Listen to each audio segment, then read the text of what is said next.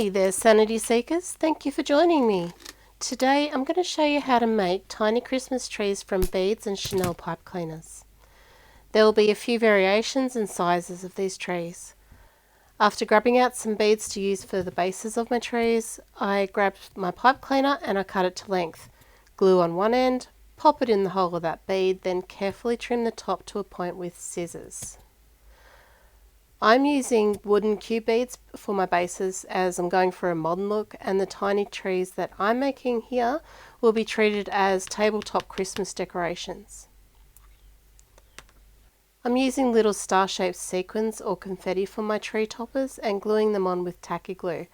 I found it very easy to put a dab of glue on the tip of the tree and then pressing it into the star rather than struggling with tweezers or something.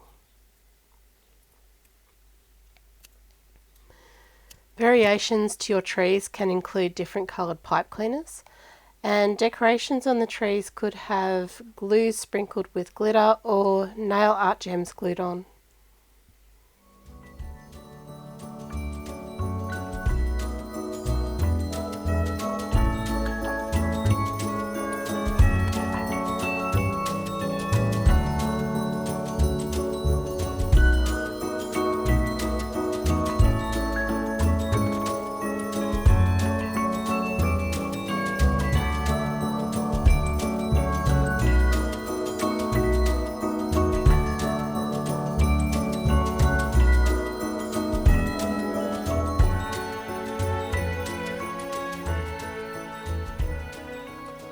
Now to make a larger one, I twisted two pipe cleaners together, trying to keep it tight at the top of the tree and wider and looser at the bottom, which was a little fiddly, but not too bad. You can have different greens combined or two the same. Since the trees were a little bigger, I used star-shaped beads and flatbacks for tree toppers and glued string beads onto them. I also played around with some bling tape I had, and of course glitter and glue.